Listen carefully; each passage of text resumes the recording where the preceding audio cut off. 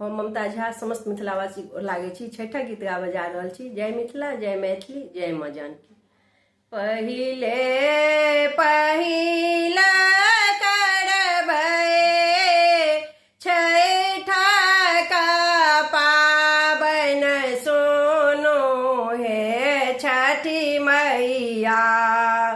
पहिले पहिला करबै छठका पाबनि सुनो हे छठी मैया।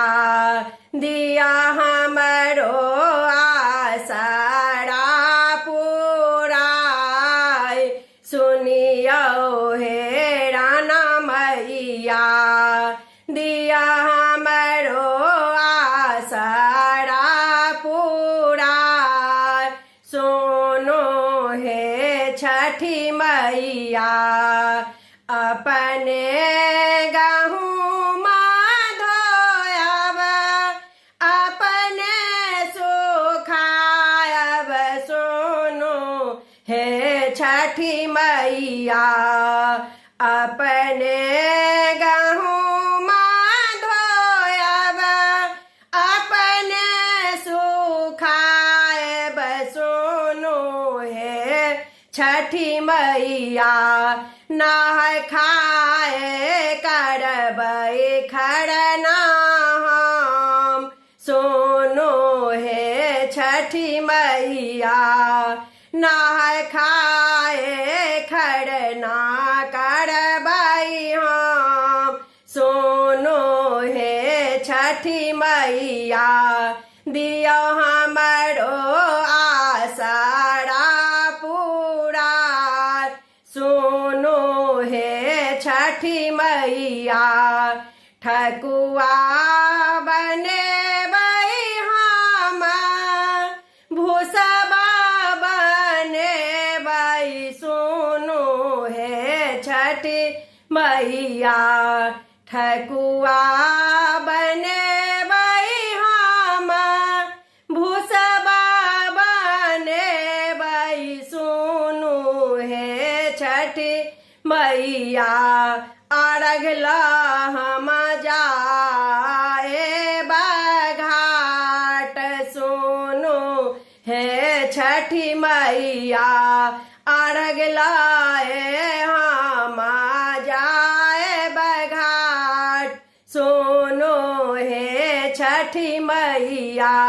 दियो हमरो आसरा पुराय सुनो हे छठी मैया। कोसिया कुड़बार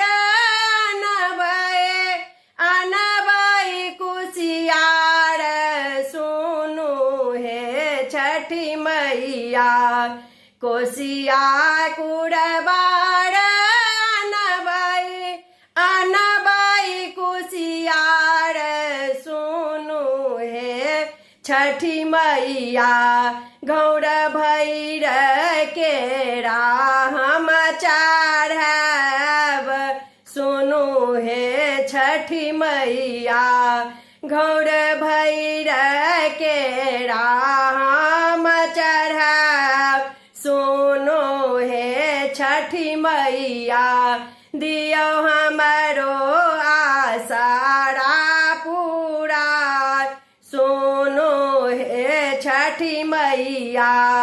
सज धज सखी संग जल बीच जेबै सुनो हे छठी मैया।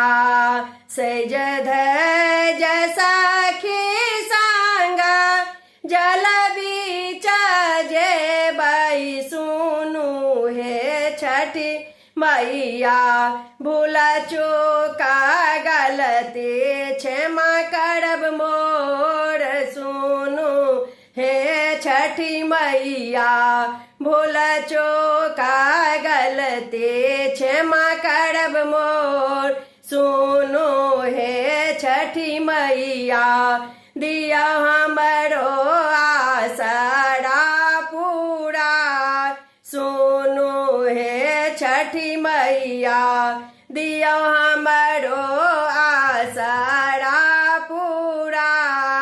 सुनो हे छठी मैया पहिले पहिला करबै छठ का पावन। सुनु हे छठी मैया दियो हमरो आसरा पूरा। सुनु हे छठी मैया। धन्यवाद।